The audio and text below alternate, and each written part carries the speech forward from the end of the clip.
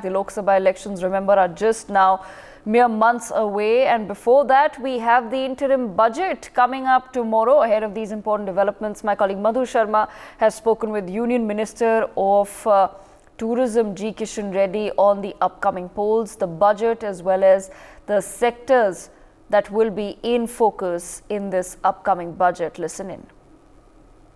Upcoming Lok Sabha के ऊपर BJP कैसी तैयारियां कर रही है और क्या चुनौतियां बीजेपी के साथ हैं? आने वाले पार्लियामेंट इलेक्शन के संबंधित तेलंगाना स्टेट में हम पूरा तैयार कर रहे हैं। 17 सीट्स लड़ेंगे हम, कोई पार्टी के साथ समझौता नहीं रहेगा। हम मेजॉरिटी डबल डिजिट से हम जीतेंगे। अभी 4 सीट्स हम तेलंगाना से अब जीते हैं, पार्लियामेंट सीट्स लास्ट 2019 में।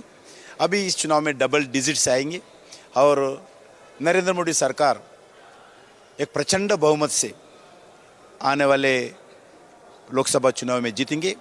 तीसरी बार Narendra Modi ji hat trick prime minister बनकर देश का सेवा करेंगे, क्योंकि देश का जनता नरेंद्र मोदी को चाहते हैं।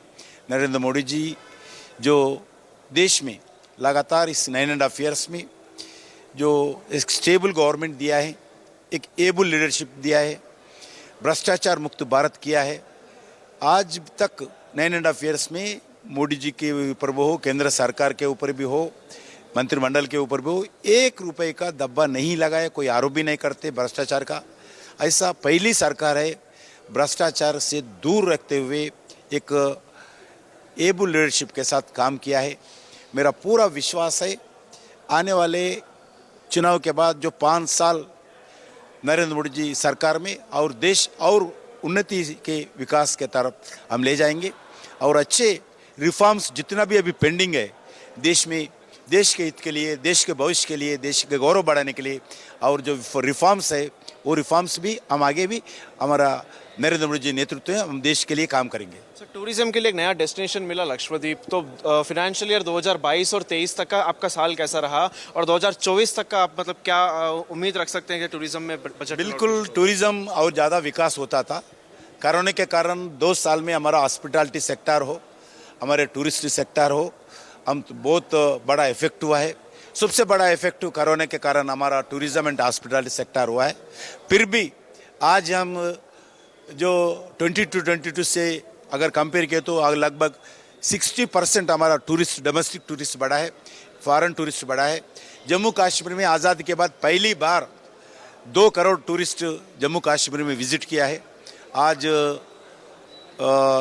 काशी टेम्पल अगर देखो तो भी उसमें भी 2 करोड़ लोग आए हैं। इसलिए मैं बताना चाहता हूँ आने वाले दिन में स्पिरिचुअल टूरिज्म हो, अयोध्या भी है आगे, स्पिरिचुअल टूरिज्म हो, डेस्टिनेशन टूरिज्म हो और हेरिटेज टूरिज्म हो। भारत में बहुत बड़ा भविष्य है और सभी दुनिया के लोग आने वाले दिन में भारत आएंगे। भारत दुनिया का नंबर 1 टूरिस्ट डेस्टिनेशन बनने का पूरा स्कोप है, क्योंकि नरेंद्र मोदी जी हर समय टूरिज्म के बारे में, कल्चर के बारे में, भारतीय संस्कृति के बारे में सोचते रहते हैं। ये भारत के लिए नरेंद्र मोदी जी हर देश में प्रचार करते हैं। इसलिए मेरा पूरा विश्वास है आने वाले 5 साल में नरेंद्र मोदी जी के नेतृत्व में टूरिस्ट और बहुत बड़ा विकास होगा। जैसे कि आपने कहा कि आपको विश्वास है कि अगली बार 5 साल मतलब नेक्स्ट टाइम भी बीजेपी सरकार का ही रहेगा, तो अभी जो इलेक्शंस आ रहे हैं उसके ऊपर इंटरिम बजट पास होगा वोट ऑफ चेंज करके, तो इस पर ये तो फॉर्मेलिटी है। इंटरिम बजट होगा, वो फाइनेंस मिनिस्ट्री अभी बना रहे, वो बजट बनाते हुए क्या क्या प्रायोरिटी है वो फाइनेंस मिनिस्ट्री ही बताएंगे। वो सर, आखिरी सवाल सर, आपके हिसाब से कौन से सेक्टर्स में फोकस किया जाएगा सर सरकार? हमारे लिए तो सभी सेक्टर इम्पॉर्टेंट है। हमारा सभी स्टेट हमारे लिए विकास करते हैं। जो भी सत्ता में हो, जो भी पार्टी हो, हमारा वो कुछ नहीं देखते, होल ऑफ गवर्नमेंट अप्रोच कराते हैं, सारी देश को विकास करना चाहते हैं और एक अलग भाषा, अलग वेश, फिर भी अपना एक देश। इसलिए भारत के लिए नरेंद्र मोदी जी पूरा देश के लिए प्रधानमंत्री है, कोई एक प्रांत के लिए नहीं है। इसीलिए नरेंद्र मोदी जी सारी भारत विकास के लिए काम करते हैं। जरूर आने वाले दिन में भी और एक होल ऑफ गवर्नमेंट अप्रोच के नाते सारी भारत को विकास करने के लिए हम आगे बढ़ेंगे। For more such videos, subscribe to the NewsX YouTube channel, hit the bell icon.